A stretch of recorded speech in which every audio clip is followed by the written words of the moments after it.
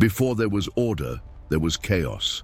Before the Olympians raised their temples of marble and gold, before Zeus hurled his first thunderbolt across the heavens, there existed a race of beings so vast, so powerful, that the very cosmos trembled at their footsteps.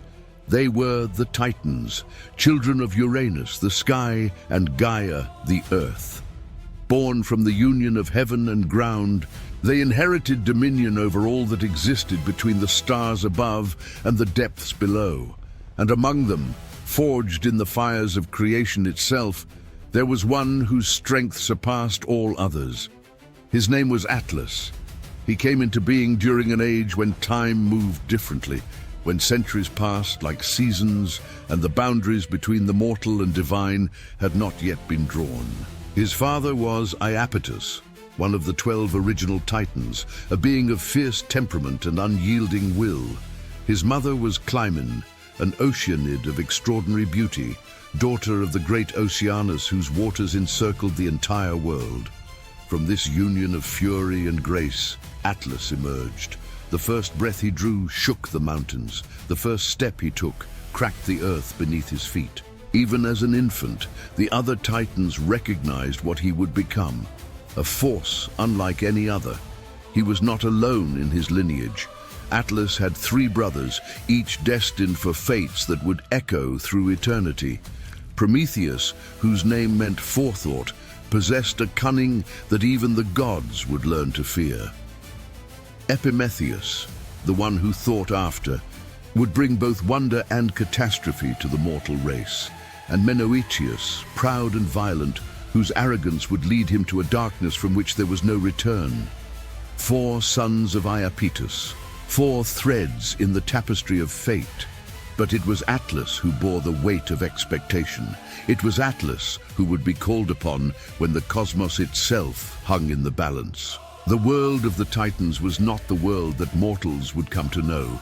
It was raw, unfinished, a realm where mountains rose and fell at the whim of immortal hands, where rivers changed course with a single thought, where the sky itself was not yet fixed in its eternal position. The Titans ruled this primordial chaos with absolute authority. Cronus, the youngest and most cunning of the original 12, had seized power from his father Uranus in a betrayal so violent that the blood which spilled gave birth to new races of beings, giants, furies, creatures that would haunt the edges of existence for all time. And with the golden sickle still wet with his father's essence, Cronus declared himself king of all that was. But power born from treachery carries its own curse. Uranus, even as he fell, had spoken words that would burn in Cronus's mind for all the ages to come.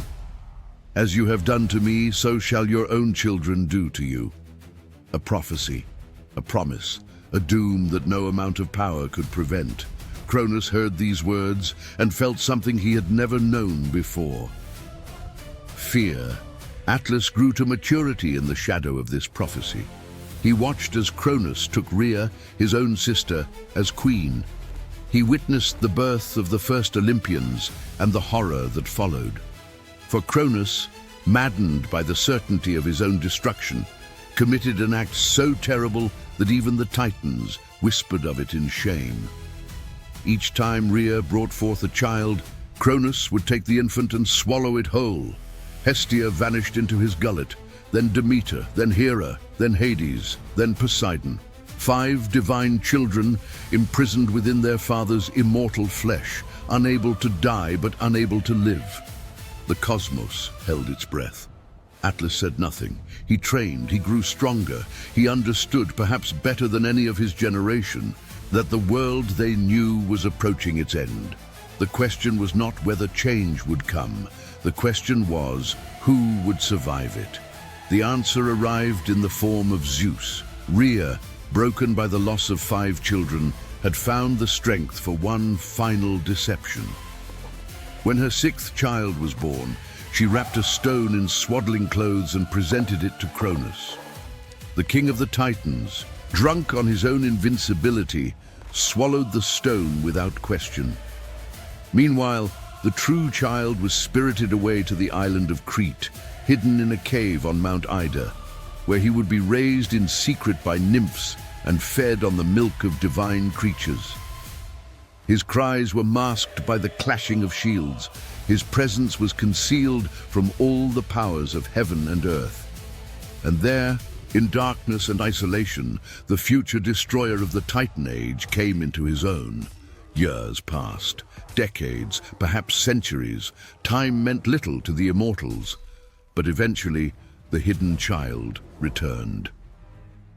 Zeus stood before his father's throne, disguised as a cupbearer, and served Cronus a drink laced with a substance that would force him to expel all he had consumed. The stone came first. Then, one by one, the swallowed gods emerged. Hestia, Demeter, Hera, Hades, Poseidon. 5 Olympians, fully grown, burning with power and rage, stood beside their youngest brother and looked upon the father who had imprisoned them. The war was inevitable. What followed would be remembered as the Titanomachy, 10 years of conflict that shattered the foundations of reality itself. 10 years during which mountains were uprooted and hurled like pebbles, during which the seas boiled and the sky itself caught fire. 10 years that would determine whether the old order would endure or whether a new age of gods would rise from its ashes. Atlas did not hesitate. When the call to arms came, he answered without doubt or reservation. His loyalty was not to Cronus, whom he had always regarded with a mixture of respect and contempt. His loyalty was to his own kind, to the Titans, to the world as it had always been. The Olympians were usurpers, children who had turned against their father. If they succeeded, everything the Titans had built would be swept away. This was not merely a war, it was a battle for existence itself. The Titans gathered their forces upon Mount Othrys. The Olympians established their position upon Mount Olympus. Between these 2 peaks, the fate of the cosmos would be decided. Cronus commanded the Titan forces, but it was Atlas who led them into battle. His strategic mind had no equal among the immortals. His strength was such that entire battalions of lesser beings fell before him like wheat before the scythe. The other Titans looked to him for direction. Even Cronus deferred to his judgment in matters of war. And what a war it was! The first years favored neither side. The Olympians were young and fierce, burning with righteous fury, but the Titans had experience and numbers. Iapetus, father of Atlas, fought with a savagery that made even his allies step back in awe. Menoetius, brother of Atlas, charged into combat with no regard for his own safety, his pride making him blind to danger. Hyperion and Creus and Coeus, the elder Titans, brought the full weight of their ancient power to bear. For a time it seemed the old order might prevail, but the Olympians had advantages the Titans had not anticipated. Zeus possessed cunning that matched his power. He understood that victory would not come through strength alone. Deep beneath the earth, imprisoned since the dawn of time, there existed beings of terrible potency. The Cyclopes, one-eyed giants of unmatched skill in the forge. The Hecatonchires, creatures with 100 hands and 50 heads each, whose capacity for destruction was beyond measure. Uranus had imprisoned them out of fear. Cronus had kept them imprisoned out of the same fear. Zeus freed them. The price of their alliance was simple: freedom and revenge. The Cyclopes labored in the volcanic depths, crafting weapons the likes of which the cosmos had never seen. For Zeus, they forged the thunderbolt, a weapon of pure destruction that could level mountains and split the sky. For Poseidon, they created the trident, a 3-pronged spear that could command the seas and shake the earth to its foundations. For Hades, they fashioned the helm of darkness, a cap of invisibility that allowed its wearer to move unseen through any realm. Armed with these divine instruments, the Olympians returned to battle with new confidence. the Hecatonchires, were unleashed upon the battlefield. Each possessed 100 hands capable of hurling massive boulders with devastating accuracy. They stood at the front lines of the Olympian forces, creating a storm of stone that no formation could withstand. The Titans, for all their power, found themselves overwhelmed by the sheer volume of destruction. Mountains crumbled, the earth split open, the very fabric of reality began to tear at the seams. Atlas fought on. He had always known the war would not be easy. He had always known that sacrifice would be required. But as the years wore on, as the casualties mounted, as one Titan after another fell or fled, he began to understand something terrible. They were losing. The turning point came in the 9th year of the war.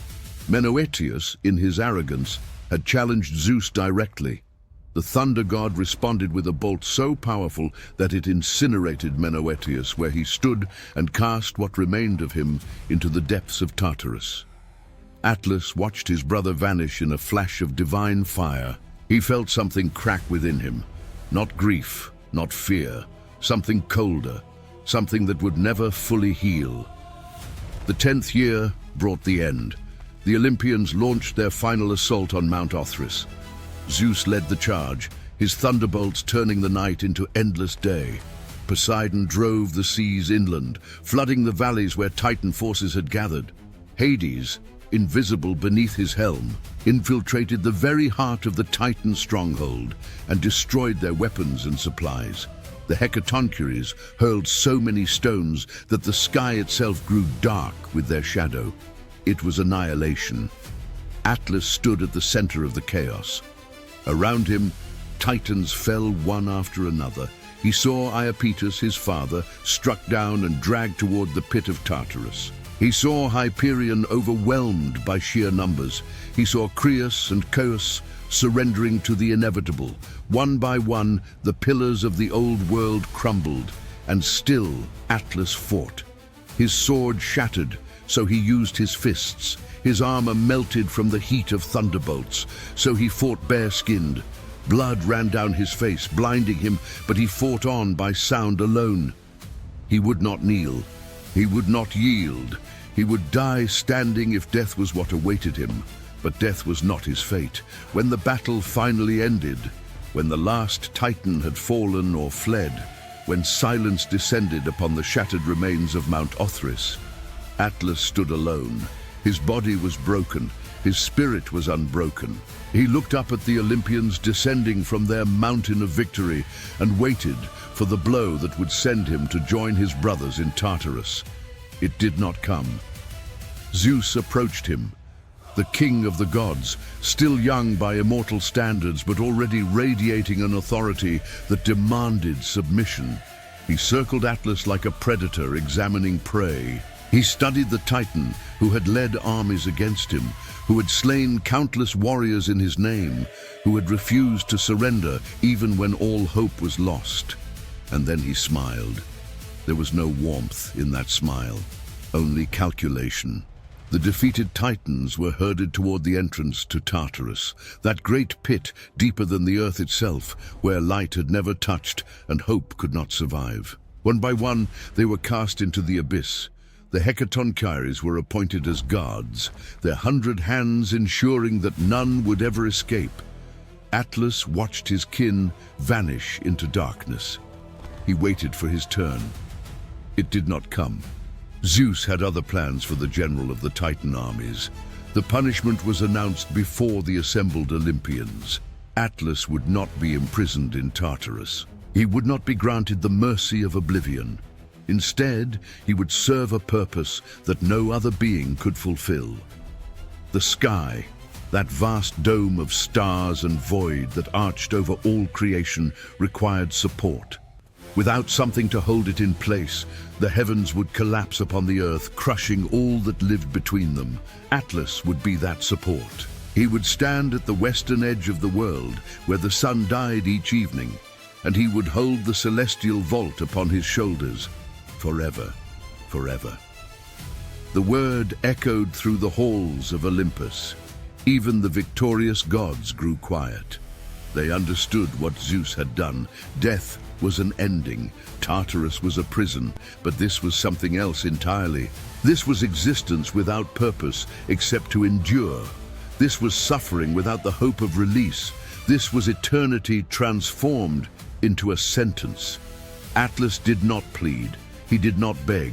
He simply turned and walked toward the edge of the world. The journey took him across landscapes still scarred from the war, past mountains that had been leveled, past rivers that had boiled dry, past fields where the bodies of the fallen still lay unburied. He walked until he reached the place where the land ended and the great ocean of Oceanus began. Beyond this point, there was nothing. Only the infinite waters.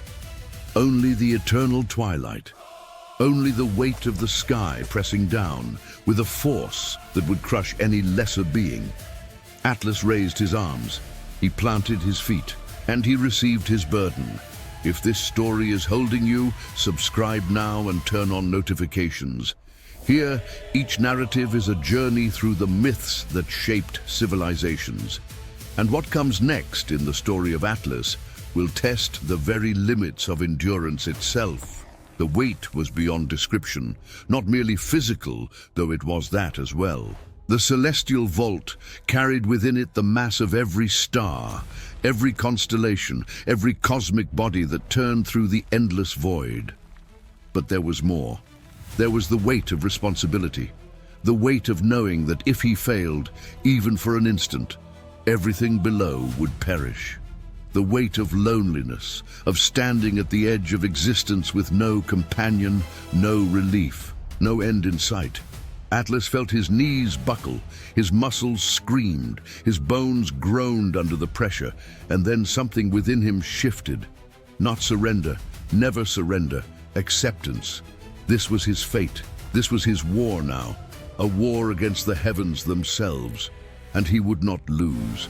Days passed, then weeks, then months, then years. Time lost meaning for the one who held the sky. He did not need food, for he was immortal. He did not need water, for his body had transcended such requirements. He needed only to stand, to hold, to endure. The sun rose behind him each morning and set before him each evening, painting the waters of Oceanus in shades of gold and crimson. The stars wheeled overhead in their eternal dance, patterns that mortals would later name and worship. Atlas watched it all, he felt it all, he bore it all. The seasons changed, storms came and went. The earth far below continued its cycles of growth and decay. Civilizations that did not yet exist would one day rise and fall. Heroes would be born and die.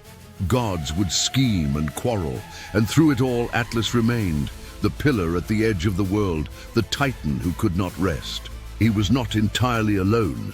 At the foot of the mountain where he stood, there was a garden. Some called it the Garden of the Hesperides, named for the nymphs who tended it. These were not ordinary nymphs. They were his daughters, born before the war, before the punishment, before everything changed. Eagle, the radiant one, Erythea, the red one, Hesperathusa, whose name meant sunset glow. They moved among the trees of that sacred grove, caring for the golden fruit that grew upon branches blessed by the gods.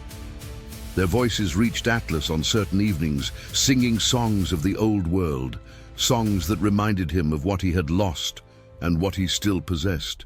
The garden held a treasure beyond measure, a tree that bore golden apples, a gift from Gaia to Hera on the day of her marriage to Zeus.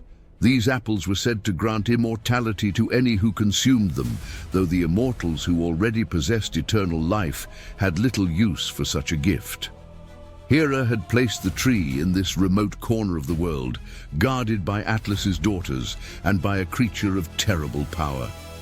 Ladon, the hundred-headed guardian, coiled around the trunk of the golden tree, its countless eyes watching for any who would dare approach. Atlas could see the garden from where he stood. He could smell the sweet fragrance of the golden apples on the wind. But he could not reach them. He could not embrace his daughters. He could only watch and remember and endure. Centuries accumulated like dust upon forgotten monuments. The world below transformed in ways Atlas could only dimly perceive. The age of Titans gave way to the age of Olympians. New generations of gods came into being. Zeus consolidated his power, married Hera, fathered countless children with goddesses and mortal women alike. The cosmos achieved a stability it had never known, though the old tensions never fully disappeared. The Titans in Tartarus plotted and dreamed of escape. The Olympians on their mountain watched and waited, and Atlas held the sky. He learned patience during those endless years. He learned to find solace in the smallest things. The way the light changed at dawn, the sound of waves breaking against distant shores, the occasional glimpse of a ship passing through the waters of Oceanus, its mortal crew unaware of the Titan who watched them from the edge of the world. He learned to think in spans of time that would have driven lesser minds to madness. A decade was nothing, a century was a breath, a millennium was merely a chapter in a story without end. And then, after ages of solitude, visitors began to arrive. The first was a hero whose name would echo through eternity. Heracles, son of Zeus, mightiest of all mortals, came to the garden seeking the golden apples as part of his 12 labors. He had traveled across the known world, slaying monsters and performing feats that defied belief. Now he stood before Atlas, a mortal in the presence of a Titan, and made a request that no one had ever dared to make before. He needed the golden apples. Only someone familiar with the garden could retrieve them without awakening Ladon's wrath. Atlas could obtain them easily, but there was a problem. Atlas could not leave his post. If he released the sky, even for a moment, catastrophe would follow, unless someone else held it in his place. Heracles was the son of Zeus. He possessed strength that rivaled the gods themselves. He had strangled the creature of Nemea with his bare hands, had cleansed the stables of Argaeus by diverting entire rivers, had captured the golden-horned deer of Artemis without shedding a drop of its sacred blood. If any mortal could bear the weight of the heavens, it was he. Atlas considered the offer. For the first time in countless years, hope flickered within him. Not hope of permanent freedom, for he knew Zeus would never allow that, but hope of movement, hope of touching the earth again, if only briefly. Hope of seeing his daughters, of walking among the golden trees, of feeling something other than the crushing pressure of infinity upon his shoulders. He agreed. The transfer was delicate. Atlas slowly shifted the weight toward Heracles, who braced himself beneath the celestial vault. The hero's muscles strained, his face contorted with effort. But he held. Atlas stepped back. For the first time since the end of the Titanomachy, he was free. The sensation was almost overwhelming. He had forgotten what it felt like to stand without burden. His shoulders ached with phantom weight. His arms did not know what to do without the sky to support. He took a step, then another. Each movement sent tremors through his being. He was walking, actually walking, across ground that he had only stared at for millennia. He entered the garden. His daughters gathered around him, weeping with joy they had thought impossible. He touched their faces, traced the features he had only seen from a distance for so long. He approached the golden tree and plucked 3 apples from its branches. Ladon did not stir. The guardian recognized its master. Atlas held the apples in his hands. Golden, perfect, warm with the power of immortality. He looked back at Heracles, still straining beneath the weight of heaven, and a thought occurred to him. A dark thought, a desperate thought. Why should he take back the burden? Heracles was strong enough to hold it. Zeus's own son, condemned to the same fate his father had imposed upon Atlas. There was a certain poetry to it, a certain justice. Atlas could walk away. He could vanish into the world and find some corner where the Olympians would never find him. He could live again, truly live. He approached Heracles with the apples. He saw the hope in the hero's eyes and something else, suspicion. Heracles had not survived his labors by being foolish. He knew what Atlas was thinking. He knew the temptation that burned in the Titan's ancient heart. Atlas offered to deliver the apples himself. He would take them to Eurystheus, he said. Heracles could remain here. It would only be for a short while. The hero's grip on the sky tightened, his jaw clenched, and then he did something unexpected. He agreed. But first, he said, he needed to adjust his position. The weight was crushing his shoulders. If Atlas could just take it back for a moment, just long enough for Heracles to arrange his cloak as padding, he would be grateful. Atlas should have seen through the trick. Perhaps deep down, he did. Perhaps some part of him recognized that escape was not meant to be. Perhaps the weight had become so much a part of him that he could not truly imagine existence without it. Whatever the reason, he reached up and took back the sky. The moment the celestial vault settled upon his shoulders, Heracles stepped away. He took the golden apples and smiled a smile that contained no malice, only the satisfaction of a task completed. He thanked Atlas for his assistance. He wished him well. And then he turned and walked away, leaving the Titan exactly where he had been before, alone, burdened, eternal. Atlas watched him go. He did not curse. He did not rage. He simply accepted what had happened and returned to his vigil. The sky was heavy, but he had carried it before. He would carry it again. There was no other choice. More years passed, more centuries. The world continued to change in ways both subtle and profound. The golden age of heroes gave way to darker times. Wars erupted among mortals, cities rose and fell. The gods themselves began to fade from the daily lives of those who dwelt below. But some things remained constant. The sun still rose and set. The stars still wheeled through the darkness. And Atlas still stood at the edge of the world, holding heaven and earth apart. There came another visitor, Perseus, young hero, son of Zeus, by the mortal Danae. He had just accomplished a feat that should have been impossible. He had slain Medusa, one of the Gorgons, whose gaze turned all who looked upon her to stone. Her severed head hung from his belt, still potent, still deadly. He was returning from his quest when he passed through the lands near Atlas's domain. The Titan had received a prophecy long ago from Themis herself. One day, a son of Zeus would come to his garden and steal the golden apples. Atlas had always assumed this referred to the incident with Heracles, but Heracles had not truly stolen the apples. He had earned them through labor and cunning. Perhaps the prophecy referred to another. When Perseus approached, seeking hospitality for the night, Atlas refused.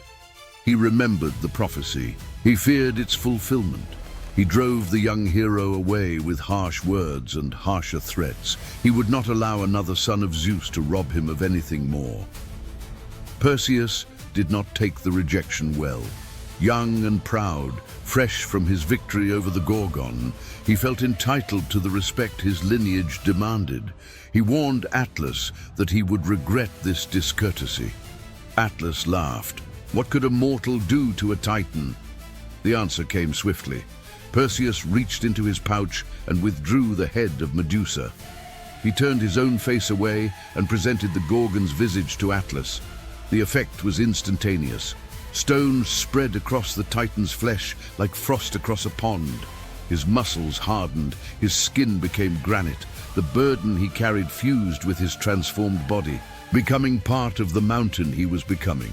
In moments, what had been a living Titan was now a range of peaks stretching across the western horizon. The Atlas Mountains, mortals would call them. The place where the sky rests upon the earth. The eternal monument to a punishment that had found its final form. But stone is not death for an immortal. Deep within the rock, Atlas remained. Conscious, aware, unable to move, unable to speak, but still enduring. The weight of the sky no longer pressed upon shoulders of flesh, it pressed upon peaks of stone. The burden was the same, only its form had changed. Some say that on certain nights, when the wind howls through the mountain passes, you can hear a voice, low and ancient, rumbling like distant thunder. It speaks of wars fought before mortals crawled from the mud. It speaks of brothers lost to darkness and daughters who sing in gardens of gold. It speaks of the weight that never lessens and the hope that never fully dies.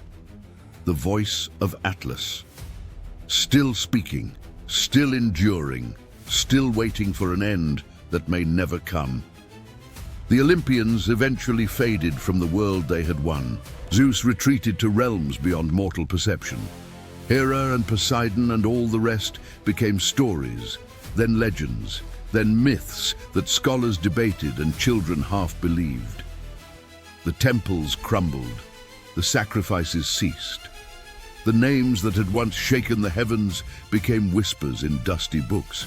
But Atlas remained. He remained when the first mortals built their crude shelters in the shadow of his mountains. He remained when empires rose and conquered half the world. He remained when those empires fell and were forgotten.